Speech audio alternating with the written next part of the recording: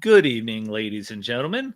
Welcome to this week's episode of Jawin with Jack. I am the Jack you're looking for. With me this week, I have our special guest, Joel T. Clark, the creator and designer of the fabulous role-playing game Lone Wolf Fist, which is backwards right now, but you should get this book. Now, Lone Wolf Fist is hands down the most unique game I've read in decades. It's a very different system. It's not a D20 derivative. It's not even a straight up percentage based system. But before we dive into all of that, Joel, I want to start with my normal traditional first question. How did you get started in our hobby? What was your first game and what was that like? Okay, so actually my very first game was really nifty. I started in the early 2000s when I was a teenager, right? And my first game was a friend turned me on to D20 Modern. And Nice. immediately coming off of the Matrix and what have you, I made a guy with a trench coat and a katana and a desert eagle. Like that was my guy. As you do. Yeah. And we fought mind flayers in like session one, and I attempted to throw a net on one and utterly failed and got a lamp, and I was hooked. That's brilliant. And you were a teenager when that happened? I was like 14, maybe. Yeah, I was not very old. Teenager in the 2000s. Sorry, man. Oh boy, that's okay. It comes with the territory. I just get to say that more and more as time goes on. Inevitably. Now, so your first experience was actually D20 Modern, which is interesting. I never got to play that myself, but I've had it on my shelf for years. I don't know that I recommend it. It broke up the character archetypes into the different stats. You had like the charismatic hero, which made sense, and the strong hero, which made sense, and then the wise hero, and you're like, what is a wise hero? Right, yeah. And so yeah, it was kind of an awkward fit. It was back when they were first doing D20, so it's got a lot of that like real fresh third ed isms in there. It's got a lot of charm, but yeah, I don't know that I'd recommend it. There's a remake kind of thing that was done pretty recently ago that looks pretty cool. I've been meaning to get a copy of that. It's at my local game store. I forget what it's called. It's like Everyday Heroes or something. But that looks pretty decent. That sounds familiar, and I think somebody else was talking about that recently, a stream I was listening to, but they mentioned it was sort of D20 Modern for 5e, Driving with Dragons. Hey, Daniel, if you're watching this. So then after that, did you progress on into fantasy, D&D? Where did it take you from there? So I played a little bit of D&D, but mostly I ran D&D for a friend group, and I got involved in a Vampire the Masquerade LARP, which was really weird and fascinating. And that turned me on to White Wolf, which led me to stuff like Exalted, which wound up being like my favorite game. So it was kind of like I knew a little bit about Vampire and a little bit about modern D&D, and where modern D&D failed, Vampire succeeded for me. And then when I found Exalted, I'm like, well, this is perfect. So I ran that for a few years, and I experimented broadly. Like I could never find the perfect fit system.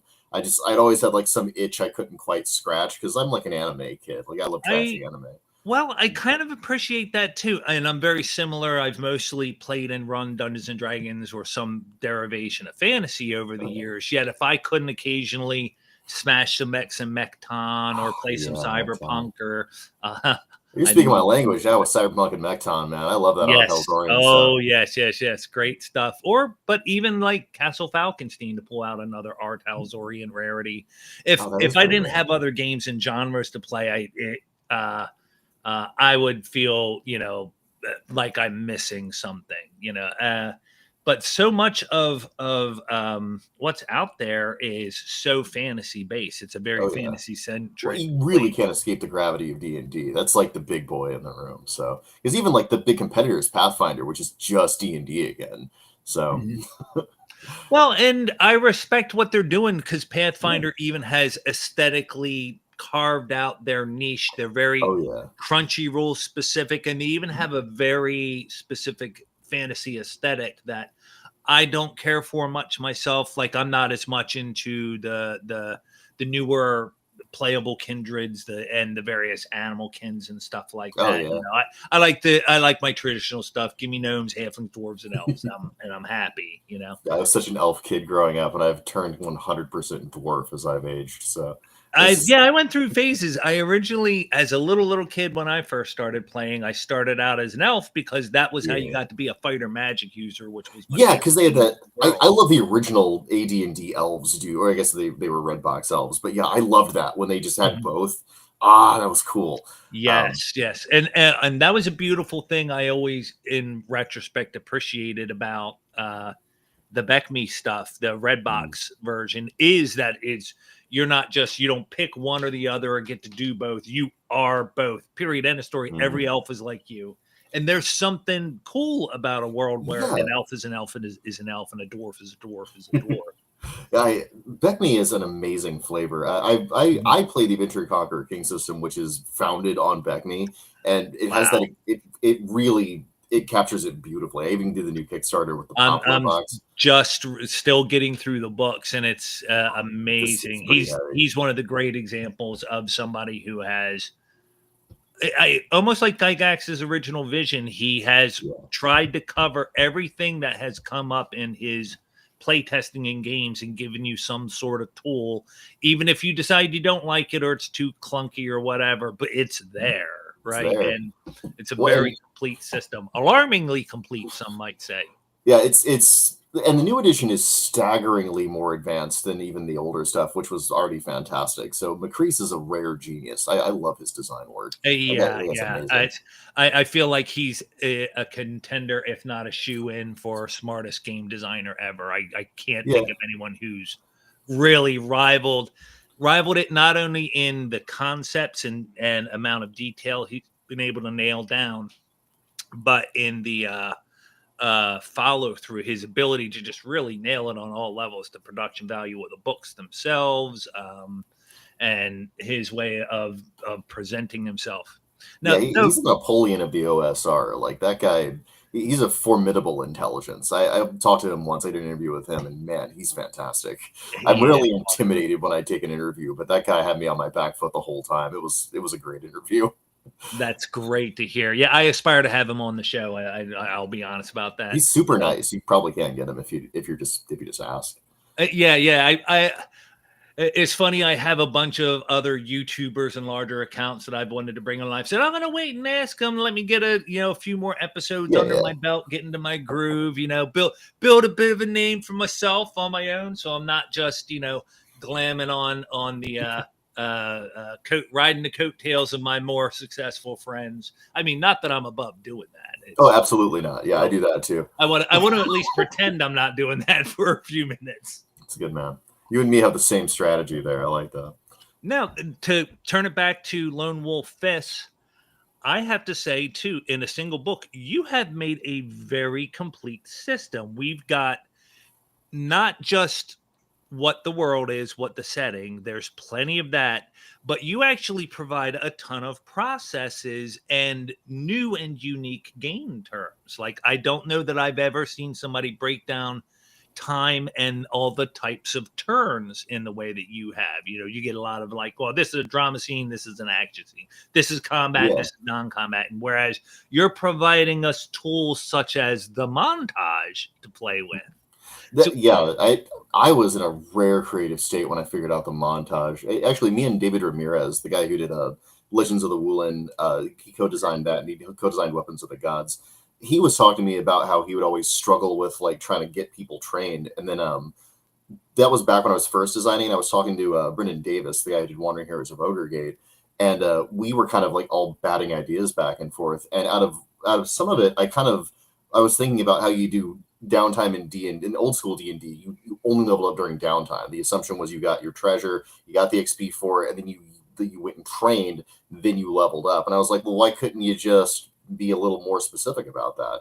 And I was like, well, at the time I was watching Rocky, and I was like, you do a montage, and there it was. Well, and it's so brilliant because it so strongly fits the anime theme that is sort of founded on. Not to jump around, but that's definitely someone I want to discuss. Clearly, Fist of the North Star, you can't deny its DNA in this. If anyone who's a fan or experienced with that particular anime.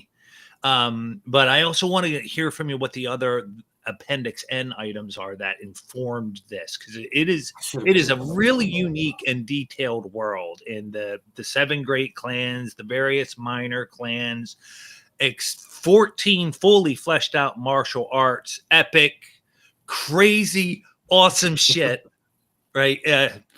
Part of my French, but I think we're past the 8-minute mark. We can drop some F-bombs now. Okay, good. Yeah, we save them up for throughout. Just sprinkle them liberally. But yeah. Okay. So I'm a real completionist. Again, I play Axe, so McCree's permanently upped my bar for what I consider to be a complete game. Because until I encountered Axe, I did a lot of White Wolf, and in White Wolf they have a similar. Like, they have a pitch for the scene structure, right? You're supposed to start and end scenes, but they never define the parameters of a scene. And so I found organically I wouldn't have them in play. I would just have like, okay, I feel like the action has died down as a GM, so I guess this is the end of the scene. But it didn't follow any real rhyme or reason. But when I went into Axe, I started learning about how Beckme used to be played and how there was a process for things like dungeon crawling versus hex crawling versus downtime. And I was enamored with the structure of that because it allowed me to communicate with the players. How are we approaching the game? What mode are we in? Are we in a tactical mode where we're figuring out like where we're going to put our armies and where we're going to spend the tax we're collecting from our garrisons? Or are we in a moment to moment? We don't know if there's orcs coming at the side of this wall kind of thing where it's really tense and you're drawing out every second. And those are very different modes of play, right? But you can communicate them quickly by just kind of like appealing to that process, just communicating to your players, like, here's how we're looking at time during this scene, And if you only have a couple, and they and in Dungeons and Dragons, they're beautiful, right? Combat has a certain pace, dungeon crawling is a certain pace, exploration has a certain pace, downtime has a certain pace. I'm really not doing anything super different by labeling them and kind of drawing your attention to them in my game. Those are just the Beckme processes, just by different names. So Well, you can thank Dave Arneson for those, I guess. I think that speaks to your level of humility. Is you actually take very little credit for innovation, like you claim. I've heard you in other shows talk about how, well, I didn't invent any of this stuff. I've just kind of took good stuff and collected it together. And that still makes a great chef. The chef is the one who mixes the ingredients together in the right proportions with the right emphasis and turns it into a magnifique. Oh, yeah. There's still a lot of work to be done. Just because I'm not some innovative genius doesn't mean I didn't make a pretty good game. I'm pretty proud of it. I think it's okay. Maybe not any material, but I think it's excellent, especially for a first. This is your first game? I mean, what other design efforts have... What's that? This is number one, yeah. This is the first one I completed. Because you always start projects and then you'll get like somewhere with them. Like I've got one that I kind of abandoned a while ago. I might wind up releasing called Parliament of Crocodiles, which is kind of my take on vampire. Just monsters hiding in the modern world. And the guy that designed the exploration rules for my robot world in Acid and Steel, Taylor Lane. They expressed a lot of interest in it, and Taylor is a brilliant designer. They've got a whole bunch of little micro games and OSR supplements and things like that. So if you're familiar with Taylor's work, like, I'm really excited. I think that they've got a much fresher take than I have on it. But yeah, like I got like somewhat into that. I would say it's about 30% done, and then I kind of just sat it down. There's even a cover commissioned. It's got some crocodiles on it to give you the visual metaphor of it. But yeah, this is the first one I actually completed, and it was Herculean. Like, a lot of the stuff in it that like gets praised now was like me at the 11th hour going like, oh wait, I forgot to do this, because it was just kung fu and the fighting system. And then every time I would iterate on it or try to play test it, it would be like, okay, well, wait a minute. What if they have a fort? Well, wait a minute. What if they encounter a monster? This is the post-apocalypse. There's monsters out there. So I read Into the Nightland and was like, oh, yeah, okay, I've got to put monsters in it now. So yeah. One thing leads to another, as they often do. Well, I've got this thing going on. That was another thing. Again, so many games don't have it. So I was shocked for a post-apocalyptic kung fu superpowers game to have it. Is domain rules. You actually provide rules for setting up and running a domain, mass combat to a degree. If you can't fist fight armies, it's just not Fist of the North Star. But I mean, think about Fist of the North Star for a second. There's a scene where Kenshiro is in a battleship that's in a desert, right? Just the husk of a battleship, and the enemy army has F-15 bombers and drop napalm on him for an hour while he sits there invincibly meditating.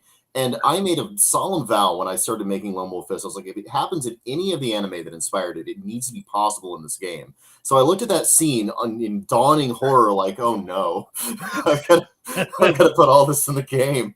And I did, to my credit. So. Step one, exactly how much damage does an hour's worth of constant napalm bombing? And you know what? I calculated it, damn it. There are physical stats for all those things that got put on the power chart. It took a lot of work, but it's all in there. So it's not just a game; it's a conceptual framework, because you got to have it. It's sort of like the Kardashev scale of civilizations. You're at the 5th rank of kung fu, man. We got to start watching out for natural landmarks and things. Yeah, I don't know. At some point during my RPG career, it dawned on me that we had a lot of people had a very limited thinking when they came to approaching role-playing games. They really thought of them as like extended board games, which they are to an extent, but like they face this infinite world of your imagination, and you just can't box all that within rules. You have to have something that faces that infinity and can adjust to it. And we have the benefit of having a referee in RPGs. So that person can make rulings. And again, that's another Macrease idea. The idea that rulings are there to kind of like bridge the gap between the infinity of what could happen imaginatively and the reality of having a unified set of rules we can all appeal to for doing stuff. So I had to, and I incorporated that into the game, and it got me to the realization that I think that the distinguishing characteristic of tabletop role-playing games beyond other games is that they do face that infinite space, which I don't think other games have to deal with. If your chess guy could actually leave the chessboard and go and summon an army, that'd be a whole different game. How does movement work once he's off the board and on the table? Right? Exactly. You need a referee there. And you could do that, and that's kind of the evolution when you think about it of role-playing games from war games. It's that moment where you go from we have clear rules of everything to, well, what if we push a little past the edge of the board? Right. Tabletop role-playing games are past the edge of the board. Oh, that's cool. I'm really glad I thought of that quote just now. That sounds amazing. Yeah, somebody write that down. Put that in the chat. We need to refer to that later. They're gonna credit you with it though, since it's your show. Darn. We'll make sure. We'll make thumbnails and memes. We'll meme that into existence. A little mimetic. I've even got a little avatar where I had my artist draw me as Jaggy from Fist of the North Star. It's my favorite character in that anime. So we'll have like a little version of me going like that with that little quote coming out of a speech bubble. It'll be great. And I love the way you phrase that, because it does summarize what is so special about role-playing games. So what is their draw as a hobby is because really in so many ways imagination is the limit. And as a player, I get great delight in finding those places where there's no rule for this. I'm trying something weird and creative and risky probably, but maybe it'll pan out too. Well, yeah, and when you have players that aren't looking at the inside of the rules and thinking, what can I do within these, and they're looking outside to that shared imagined space, they're always a more popular player, right? They're always like the overall fun of the table increases. So I try to remember that whenever I'm playing games. I don't worry about the rules so much as I worry about what's going on imaginatively, So I kind of tend to swagger or simper, get into the character a little more. It's probably also a holdover from my LARP days. So LARPing is fun. Tell me about your LARP days. I only LARPed for about a year. It was when I first started, but I am such a ham. I got to be this like sniveling, conniving, like what are the Tremere vampire clan? Yes, and yeah, good choice. And I was pathetic. I was 13th generation, which is like the last one before Gehenna, like the thinnest blood. Oh yeah. I acted like an elder. You're not a thin blood, but you're not almost there. Yeah. Yeah, so that was me. But because I was, and I should have realized this at this point, but I was a teenager. But because I was acting like I was like, Captain Swagger, and like, oh yes, I have plans within plans. I was an idiot. I had no idea what I was doing, but I was acting, right?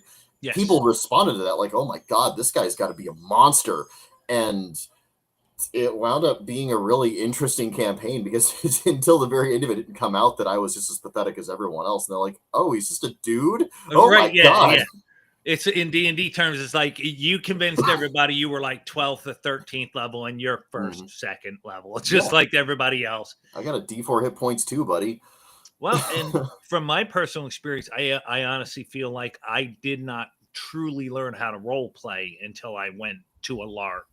Yeah. And there's a variety of reasons for it. And one of them was even that I found out there are certain characters I don't roll up and play willingly because one of those characters I got handed as my first LARP character, which is the opposite of our kung fu phase, is someone who can't fight at all, someone who just physically can't take care of themselves. They're absolutely helpless. Like I mentioned before, I'll play a fighter magic user all day long. I never play a single class magic user. Don't Yeah. right. So, but the same thing, it brought something out of me that I had never had to dig into before, which was what you're saying. There's a lot of bluffing and braggadocio and pretending I got it all figured out, and people bought it. And so, I ended up being way more successful than any character sheet of mine justified. Well, and when you look into the roots of the hobby, that's what it all was. It was that kind of that shared pretending, that like shared bouncing and acting, where you had to use skills kind of beyond the boundaries of the game.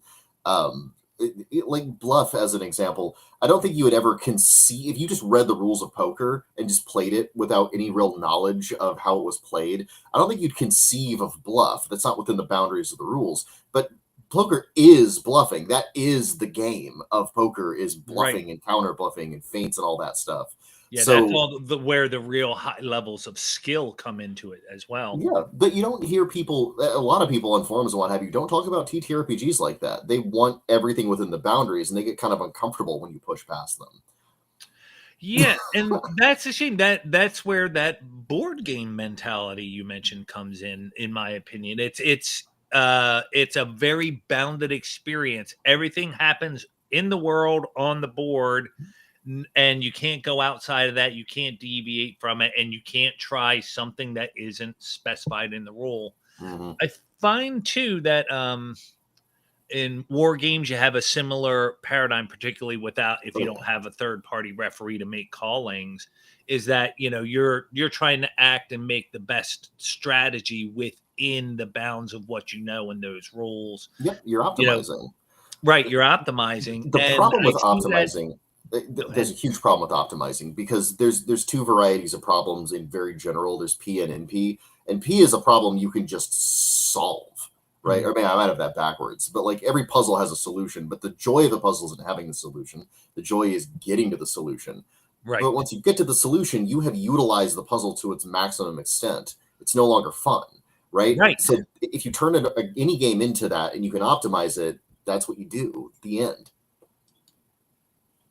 That's a problem. That's like the problem, Seriously.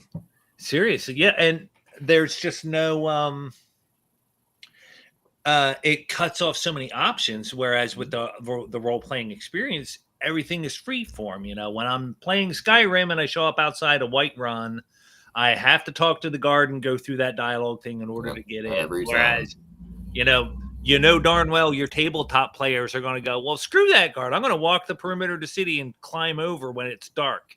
All right, yeah, you can get past wall for nothing, they didn't losers. program that pathway. And that's just the thing. I think that there's a certain sect of people, and this is a hobby for people that are social recluses in a lot of ways. I think that there's a lot of kind of trepidation when it comes to that experimentation, because there's unknowns, right? Unknowns cause a lot of anxiety. And with the anxious types, you got to be careful with that. So I find that one of the biggest skills I have as a GM is kind of getting people out of their comfort zone. And I'll tell you, there's nothing that'll get you out of your comfort zone faster than only having D4 hit points, having to figure out a way around combat to survive. Yes. So there's a real genius in old school D&D in the way it's designed there, where the first level where you have that D4, D6 hit points is like the tutorial level, where it's like, wait, might do D6 damage with my sword. I'm toast if I get into a sword fight, let alone 5 or 6. What am I going to do here? Yeah. I cannot be swung at more than once. That is the key. Well, because every time you're flipping a coin about whether you walk out of this dungeon, right? It doesn't take many coin flips for you. Like, I should approach this differently. You know, how about the guy with D8 hit points and the shield hits in front of me, and I'll just cast magic missile from back here. Yeah, limiting what you can do in first level D&D, and kind of out of the necessity of the danger of the game, forcing you to think creatively about how you approach it is the real genius of those old types of D&D. And anytime they try to fix that in newer editions, they're fixing a problem that isn't a problem with a solution that removes the ability to learn that lesson easily. It really is frustrating to watch as a guy who understands it. So I get that. Now, I think about this stuff all the time. What editions of D&D are you familiar with? Like, where did you start? What editions have you played over the years? I think I played all of them. I started in 3rd edition, and I played and ran a lot of 3.5 to the point where I was kind of fed up with it. I was just like, I hate adventure paths. I hate dungeons because they're just walking a straight line down a hallway. I don't get these. And I just got totally just disenchanted with D&D because of 3.0 and 3.5. Then I started discovering older editions, and I was like, oh, I was doing all of this wrong. Right. Like, this isn't, dungeons are something like, when you actually look at like a really brilliantly designed dungeon, like what's a good example? The Caverns of Thracia is the one that pops into my mind. But like, even things like the Maze of the Blue Medusa, which is a more contemporary dungeon, you find you have so many choices that meaningfully impact how you can interact with it. Like, even a little choice, and a lot of modern dungeons completely fail at this, but a lot of, like, walking into a dungeon and there's a stairway that leads up and down, immediately you have the choice to go either way, and it's not clear which is the best way. You know, little things like that, where your choice determines your experience, is amazing. And so dungeons are a brilliant kind of game design. And in 3rd edition, they had forgotten how to do that. So all the dungeons were just walk down this long hall, open a door, walk down another hall, open a door, and there was only one way to go. And it's like, well, this is just a linear sequence of encounters. This isn't a dungeon. I'm not exploring. But in older editions, you did explore, and it was a central part of the game, and it's so much better. So I kind of familiar with all of them now, and they all have their own strengths and weaknesses. I really like AD&D, and I really like Beckme and the stuff that it cloned, like Axe and what have you. But I like 4th edition a lot. That's kind of the black sheep of the D&D family. You're going to see a lot of the DNA of 4th edition combat in my game, because it's really fun. So, well, no, I can definitely see that, and so many other people have expressed the sentiment that, well, it's a perfectly good game in its own right. It was just as far most unlike the original game out of it, but like, it definitely provides a much more I guess maybe cohesive is the word, tactical experience over other editions. 3 point, it was like the final evolution of that 3.5 tactical crunchiness, which my experience with that, is pretty consistent across editions. By the time a new edition comes out, usually I was ready to say goodbye to the previous one, because fair enough. Being the age I was, broadsword. Broadsword? Yes. Broadsword. He's referencing the old Hero Quest commercial. Oh, yeah. Broadsword. I remember Broadsword. I've heard Hero Quest is the best game ever, so. Okay, so this is where it is. Slings and arrows incoming. Hero Quest is a great game. It is not as good as everyone acts like it is, but it is, like, it's on my list of favorites. I love it. I'm going to own it. I'm going to keep my copy to the day I die. But so many times over the years, I've said, that's it. I'm going to have a Hero Quest game, and I'm going to finish all 14 of those stupid quests in the book. And I get 3 or 4 deep and go, okay, it's just not enough. It's all it does is make me crave a real role playing game. Yeah, and that's not too terrible of a critique when you think about it. I play 3 levels of this dungeon, and I'm so fired to make my own bloody dungeon that, like, I start a D&D game. Well, it's a gateway drug. Okay, where's the harm? Right, exactly. And then for my money, though, out of those board game iterations, Advanced Hero Quest is the pinnacle. It's Ooh. actually the best of them. It's better than Warhammer Quest, which came later, and it uses a D12 base system, but it's still recognizable as set in the Warhammer world and all that stuff like that. But it's the most flexible and surprisingly robust campaign play out of all of them. Oh yeah, old school GW was on another level. To this day, I'll find some obscure title they released in like 1983, and I'll look through it and I'll be like, I've literally never seen design like this. This is actually genius. Yeah, Yeah, they were really nailing it in the 80s in so many ways, but even by the late 80s, early 90s, I yeah. recognized their business model and didn't like it. It was Hmm. because, even by that time, Warhammer being what it is, I was always interested, but it big price barrier to entry for me between, Yeah. and I'm also one to know that I'm not going to be satisfied with one army. I'm going to need Oh at man, the least old school two or armies three were. or four or whatever. Yeah, and back when you were buying them in pewter, like not only was there because they were expensive, they were really pricey. You get two little pewter models, and it was like, oh, that's $15 I'll never see again. And you needed hundreds of them, but like they were heavy. I remember trying to cart my Heavy, Ratman, yeah, my Skaven around, and it was like 15 pounds of pewter. right, Yeah. and like so many people have said, once you get into minis, that's a whole separate set Mhm. of hobbies and skills that you have to acquire to do it right. So Yeah, I never had the patience for the painting. I can work on a dungeon for 4 or 5 weeks and just be satisfied every time I come back to working on it. But as soon as I get to having to like use a little paintbrush and put on an overcoat on my guys, I'm like, I'm not interested in this anymore. yes, yeah, I really want to play I've Warhammer done that it, much. and I am passable at figure painting. My Yeah. wife is excellent at it. I have some pieces she's done for me that are just incredible. So, that all that being said, fifth edition D&D. What do you have a take on that? Have you played with that much? Ooh, I did actually, especially when it first came out, like right before they released the actual hardbacks. I was doing the D&D Next, which I liked a lot. That felt like old school D&D with like a Okay. couple of little tricks here and there. I really loved that. That's when I was first getting into the old school stuff. So I loved D&D Next. And then when Fifth Ed came out, initially I was really fond of it, and then very rapidly I got really tired with it because I'm a completionist, right? I want to play it all the way up to level 20 or 30 or whatever. So we would get to about halfway up the tree, about somewhere in like level 11, 12, and there was nothing that could challenge the players anymore. If they optimized even a little bit, they would just annihilate everything. I had a dwarf, no, I had a warlock solo a wyvern with a melee weapon, and I was like, what? This is a pure caster class, and he was just able to annihilate it. And I was like, I had a dwarf solo a hydra in that same session, and I was just like, I don't know that there's anything I can do to stop you guys. Like, you're Hercules at this point. What am I going to throw at you? Wow, You and know, what level were they at that point? they were like, it wasn't far past 12. It was a little north of, it was a Okay. little north of 10.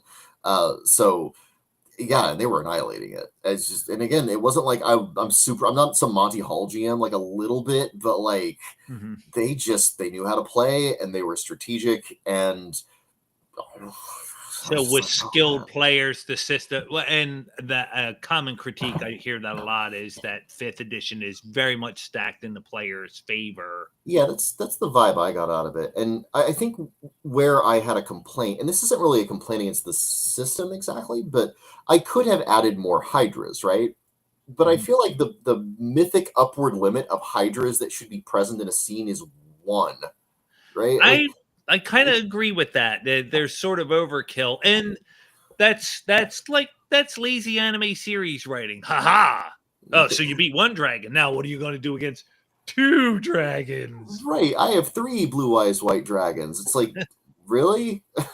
And I think that this happened way before fifth edition, but at some point, whenever WotC grabbed D&D, they kind of just didn't understand the myth it was based on. Like, because the myth is really like knight versus dragon, right? Like that's kind of Yeah. the core mythical element of D&D.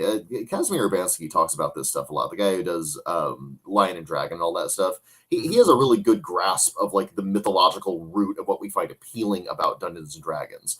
And again, the second you have a second Hydra show up in a scene, you diverge from it and you make it something where it's a numbers game. Like Pathfinder does this a lot too. Like they have a fantastic monster book with this huge kraken like insectile leviathan water monster in it, and it's got this gorgeous splash page of art from that one artist they always use. It's just a fantastic artist, and it's got huge stats, and like its impact on the game is really big, and like they almost get it perfectly. And then they talk about the ecology of the thing and how there's like mated pairs of them, and it's like, wait, what do you mean this is a species? This isn't a viable species. There should be exactly one of these things ever. Like, this is the fucking Leviathan. You can't have more than one. It's one. Right. How many can you fit on a planet without, destroying the ecosystem or what have you? And even if you didn't want to go that way, mythologically speaking, there's not a bunch of krakens swimming around. There's one. Like, there's one Yarmungander, okay? That's the upward mythic limit of these things. You can't, like, make a species out of them. You turn them into something that's too mundane. And if you root them too much in our world, they lose their magic.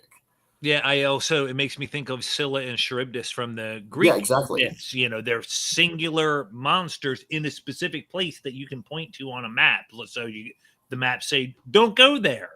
Yeah, right? But if they were like a result you can get anytime you go into a water hex, they would lose something very important, right? They're singular things. And these don't have to necessarily be singular, but like, because even in Greek myth, there's the Cyclops that, Ulysses encountered, but there's also many Cyclopses, I think is how you pluralize that. That, like, Yeah, and they work for, they work as smiths or something. I don't remember exactly Vulcan. what they do. Yeah, they work for Vulcan. That's right. Vulcan, whichever version you want to use. It's the same guy. Yeah, exactly. And that's the thing. The second they're like one of many on an assembly line, they sort of lose their identity even within the boundaries of those myths, right? So yeah, same thing with the Hecatoncheires. There's more than one of those things, but they're rare and powerful monsters, right? There's maybe like three-ish. There's more than one, but it's like single digits, right? It's 3 of them or 7 of them or something like that. Once you start, and even if there were like a dozen of them, they were like forged in the belly of Gaia for the Titanomachy, right? Like they're not like out there they don't have like little groups of like D3 spawn with them or anything like that. Right. Don't Caverns of Chaos these things, There's no percent in lair on this stat block. Yeah, exactly. I actually had to add percent in layer to my Hell Bestiary recently because I realized I hadn't done that with the core Bestiary and Lone Wolf Fist. Again, an upgrade that I missed when I was writing the core book. And man, it really changes. It gives you so much more to work with as a GM. Like, I found that I love players that run my game. I love, because you sell to GMs whenever you design games, right? Mm-hmm. So like, I get a lot of questions from them on my Discord, and it's always stuff like that. It's like, well, how many of these monsters are going to show up? What kind of treasure should this have? And I love those questions because they're great. They show that someone's invested in running the game seriously. Yes. But I hate them because I failed to answer them in the core book. I'm like, oh, rats. I had it right in front of me, and I failed. Are you accumulating enough errata that you foresee a second edition of Lone Wolf Fist eventually? I don't know about a second edition. I think right now I'm more interested in doing like a 1.5 errata. So there might be an updated version. If I'd gotten to a slightly higher tier on my last Kickstarter, I would have been working on that in addition to doing the Acid and Steel supplement book. So the 1.5 errata is coming. And I will probably fix the white space in the layout because I'm better at layout now. Right. So yeah, there'll be that, but it's going to almost entirely be the same text. It's going to be like little quality of life things, little boxes around the page numbers, an appendix in, percentage layer and things like that for monsters never encountered. There's a few rules clarifications I got to do. Like I learned recently by getting I got to be a part of a play test. A player tester was doing some of my robot rules. And I learned recently that a ruling I kind of made casually in a conversation with them on the Discord, where you could use more than one instance of a weapon, was a disastrous mistake on my part. Because if you just had the equivalent of like 5 shields on you, you were basically invincible because you could just swap out to the next shield every time they attacked you, and it made all of your weaker attacks completely nerfed. So I was like, oh, oops. Okay, well, we should probably fix that. Yes. Okay. I need to tweak that one. Well, it was a ruling, thankfully. It's not actually a mechanic, but it would be nice to clarify that within the text. You don't know this stuff until a few years down the line when you've had people running it and they run into the questions, because like no matter how much testing you do, it's not going to be everybody's testing. So yeah, and that, I think that's what contributes to that magic, that uncertainty, and that unlimited possibility. What's the term you applied to that? The tactical infinity, I think you called it. Yeah, I want to say that I stole that from Zach Smith, the guy who did Maze of the Blue Medusa and a bunch of other stuff. I think he's the first person I heard use that, and I loved it. He's a very creative person, and he's got a really unique way of approaching game design, especially tabletop RPG design. Right. He got way canceled a couple of years back, but that's terrible. You know. I hate hearing that. Yeah, I mean, like, it is what it is. But the guy's undeniably talented and brilliant. So, like, 6 of one, half dozen of the other with that. Now, you brought up Acid and Steel a couple of minutes ago, and I wanted to do a check-in on that because I'm a backer of that Kickstarter. Oh, that's right. You did back it, didn't you, lucky devil you? Okay, so I've been trying to complete the first half of it, Acid, because it was very, very close. The only thing I had left to really just to push out without it not being written was the lores, which is like the setting chapter. And it was a huge sticking point in the core book too.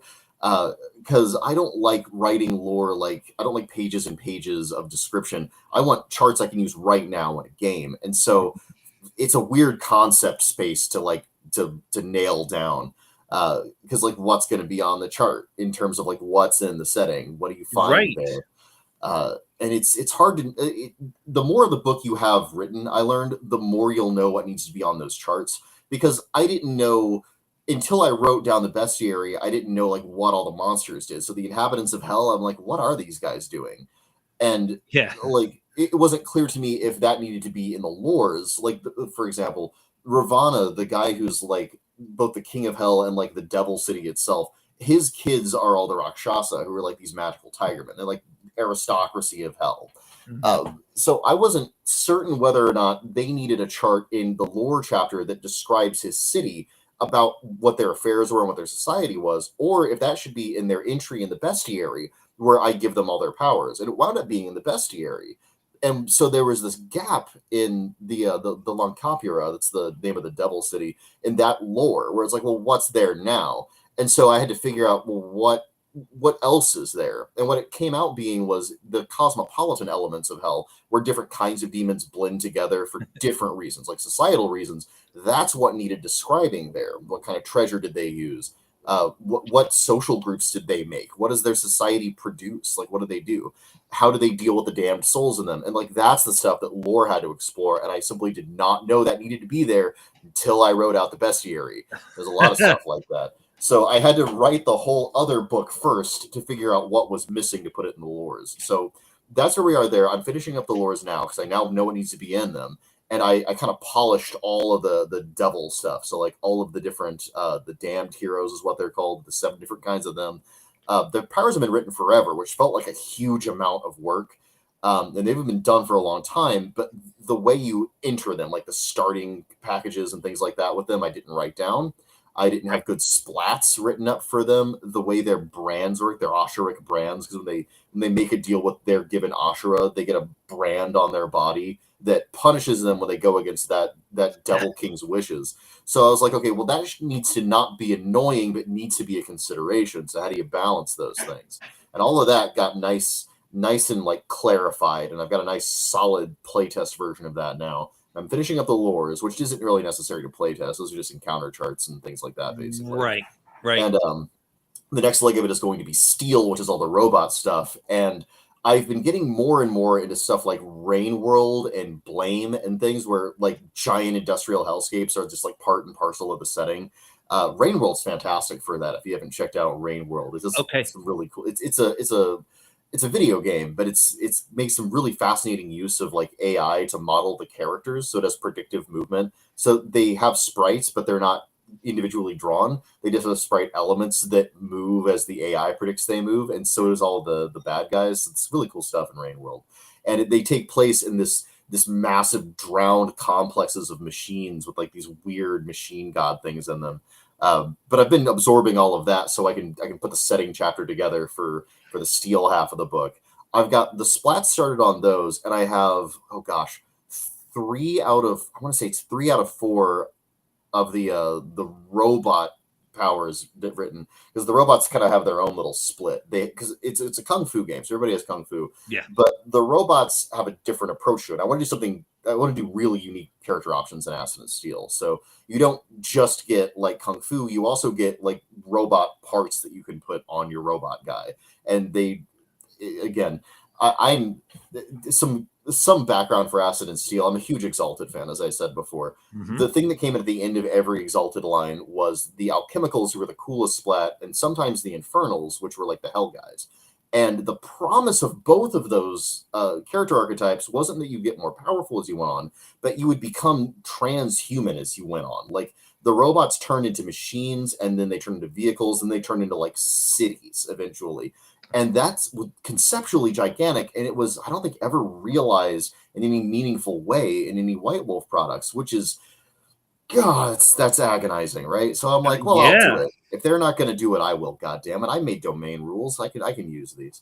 So it is the same way with the demon guys. Like their hell, the demon gods, like when they got vanquished, got turned into the landscape of hell. And I loved that idea. And the idea that you accept like the power of these fallen gods, these like titans into your soul. And it doesn't just give you like kung fu powers, it gives you like this sort of mythological power based on their like dark miracles they can do, but you turn more monstrous and demonic and eventually become this warped landscape. Such a cool idea conceptually. So that took a lot of design to get right, for the record. But the demon guys are done. I'm working on the robot guys now. Now that touches on the previous question that I wanted to get to, and I know we're closing in on our hour mark. That appendix and aspects. So we've talked about Fist of the North Star, great classic anime series. I mostly know the movie, and I've seen a little bit of the series, but I still got a lot of catching up with that to do. But what are the other works like to really get the style? Because this game does have its own spirit style. It's you can see it's very Fist of the North Star, but it's all its own as well, because you've got the plans, the political structures, and the various, there's a lot to the setting that's its own. Tell us a little bit more about where all that comes from. Okay, that's a good idea. Because there needs to be an appendix in the book. So that's for the 1.5 edition. I'll put this in the book. But in the meantime, Fist of the North Star is, of course, the core one that kind of draws it all together.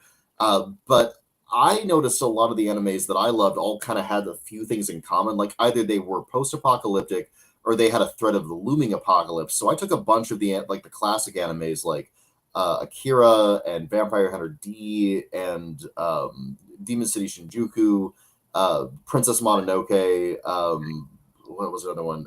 Nausicaa, the Valley of the Wind, all stuff like that all kind of share that post-apocalyptic theme. And I was like, what would these guys look like if they inhabited this more or less the same world? Like, how would their powers interact?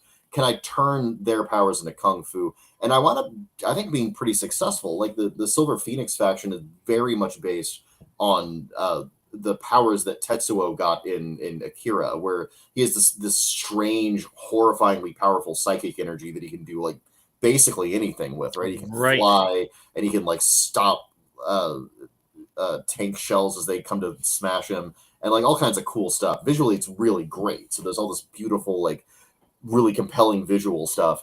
And I just kind of took all of those really iconic scenes, and I was like, okay, here's the power that made that work. Here's the power that made that work. And that sort of designed my kung fu for me. The amount of research that must have taken and thinking out and trying to various iterations, that's actually, I gotta express fear and respect for that. Well, you can fear and respect the guys who did Marvel Face Rip, because it's all unified on that on the effect charts, right? There's one for all Yeah. the 7 skills that almost exactly mirrors the charts that you're going to find in Marvel Face Rep, and I ripped those off a lot. You speak to my heart. That's another lifetime favorite of mine. I still play that to this day. Yeah, it's brilliant. The karma chart's the same thing. My XP chart is based on their XP chart. They absolutely knocked out of the ballpark. That's one of the best designed, most innovative games I've ever seen. And we just kind of abandoned the design. I've never really seen anything iterate on it. So I thought I would. It's an odd one that it hasn't, and it does have weird little comebacks. Like I cannot remember off the top of my head. Maybe someone in chat will remember, but on Twitter some months back there was someone talking about running a kind of a pulp high fantasy using the face rip rule. So it's not superheroes explicitly. It's like using it to simulate the magic of a fantasy world, but sticking with that system, and it was working really well for it. Well, I think it's a lot more flexible because superheroes themselves have a root in mythology, right? And the system does this wonderful thing of kind of abstracting along the axioms that we'd recognize from myth, you know? So you could do like a Greek gods game with face rip, and it would work really well because you're sort of already doing that in Marvel face rip, right? Yeah. Yeah. So. And compared to the other superhero game I've played to a good extent over the years is Champions. Champions is fantastic. And again, fantastic design, but they're two completely different design philosophies because the Marvel system is random character generation, whereas on the champion side, you have to have a strong concept to be able to spend your points and do the calculations. You got to know what you want your character to do. Whereas there's a beautiful thing. So I've had some really weird characters show up, you know, through the random rolls of strange collections of he can do force fields and he's telepathic, but he also can turn into fire and control flames. What do you do with that? And that is so much like so many of the oddball comic book characters that you can do over the years. Yes, and you get really fun stuff like you'd find like the Great Lakes Avengers that way too, or Excalibur, or any of the teams that where their personality was like the forefront of them, and the powers were not jokes necessarily, but you still had Squirrel Girl, so kind of jokes. Yes, I think that's some of the best Marvel stuff, and like. You can have characters when you even mainline Marvel characters like King of Comics Marvel characters like Spider-Man. He can't spin webs, right? That's like a thing that he built because he's smart. Like, random character generation, right? He's a skinny smart kid that happens to have super agility, super strength, and senses. It's like, well, I'm gonna go with Spider because I can cling to walls. There we go. Right? Yeah, there we go. And then I'll build the gadget that completes it. Yeah, there we go. And I'll just swing around because I got super agility. And all of a sudden, you've got like one of I think maybe the most iconic hero ever put to paper, right? Like, I mean, Superman, I guess, but like in terms of like actual comic sales and popularity, it's got to be up between him and Batman, right? Like those are the two big ones. Yep. Yeah. Actually, I very much agree, and definitely out of the Marvel stable, you know, Spider-Man blows them all away. As much as I love so good. Cap and Tony Stark and Iron Man, those classic characters, Spider-Man is clearly the hands down one. To the point that Sony made sure to buy him and all of his villains and keep it in their own silo and say, no, these are our toys. We paid for them. You can't mess with them. That's a good move by Sony. Well done. Yeah. Not that they've done amazing things with the IP, although I will say the Sam Raimi Spider-Man movies are pretty great. So they are. You know, the funny thing that always fell short for me with them is I didn't feel like they nailed Spider-Man's sense of humor as well as they could have. Spider-Man in the comics, you know, I being a kid from the 80s, it was you read it for the jokes, the funny. It was legitimately a funny comic. You know, the kind of jokes he would make. Yeah, good thing he wasn't bitten by a radioactive cockroach. This guy, DMG Scale Models, plays in the Marvel campaign that I've had ongoing for like 10 or 15 years now. It's an on again, off again campaign, but and The funny thing is, he plays it system blind. He's never seen his Jeez. character sheet. He rolls his own dice, but he knows nothing about the rules and stuff like that. So I run everything. Gygax would approve of that. Like, as I recall, there's like this story of him like hiding behind this giant like chest of drawers or something, and like Yeah, yeah, you his can't players even would see hear him. him It's just talking a over it. disembodied voice. Yeah, like man, mwah. That's how you do it, Gary. That is the truth. That is the truth. Now, there's the benefit is face rip is simple enough that I can handle the cognitive load of that. Whereas if Yeah. we were playing Axe, I'm not going to shoulder that cognitive load myself. I've found in playing Axe, it's not enormously different than playing Dungeons and Dragons. You kind of just have to get familiar with the text, such as that you have kind of a general map of it. So you're like, oh wait, there's a system for this mass combat. Then you can Right. flip to the page. So I find that that's how I ran it. Because when I first ran it, it was a PDF, and the PDF was totally inadequate. But when I got the physical copy of Axe, I could flip back and forth, and I'm like, okay, now it's clicking. I got it now. Okay, yeah, that same thing with me. I have a barrier that I haven't overcome with PDF. So I own a few games on PDF, but I really want the book if I'm going to use it at the table. And similar thing, Axe is like the human brain. There's a lot there, but you're only using 10 or 15% of it at Yes. most at any one moment. You know. Yeah, you've only got a little spotlight for a very big globe. Look, yes, Jeremy, the thing has to take umbrage because he's clearly not as popular as Spider-Man. Yeah, sorry. Although I do love the ever-loving blue-eyed thing. He's fantastic. Yeah. Back in the 80s, I made that decision of, well, I want to get comics, and do I want to go DC or do I want to go Marvel? And I was like, well, on this Marvel side, I was the got right choice in the Batman and 80s. Superman, right? And, all the various, like, Legion of Superheroes, Green Justice League, Lantern, kind of like stuff. who else? But would then you I went read? like, oh, but I got Spider-Man and Captain America and Iron Man The bloody X-Men. Yeah, there's no the contest. X-Men. Yeah, Marvel was just absolutely spanking DC during the 80s. Like, they had nothing. Yeah. And the comics at that time, they were much more action oriented, which definitely fit my adolescent mind frame more accurately. Oh yeah, no, Stan Lee and the stable of writers that he gave the characters over to were brilliant for writing for the adolescent mind. Like, there's just no comparing. Like the X-Men, like for me, it was the X-Men because I was a kid of the '90s, right? Yeah. And yeah, it was just that. Like, all of their drama was like pitched right to that perfect level, So yeah, you just can't be Marvel for that. And we're 3 minutes out from our stop point. Joel, Oh, I no. want to go ahead. Tell everybody this, dude. Thank you so much. This has been This has fantastic. been fantastic. I This is wish a lot we of could fun. go for another 3 hours. I But would. I gotta get my kids though. yeah. Oh, come on. It's only Alaska. They can make it home on their own, can't they? It's only They'll like 17 capture a miles. It'll be moose and fine. ride it or something. It is moose hunting season, so they technically could. I'm not going to recommend they do that. So Okay, yeah.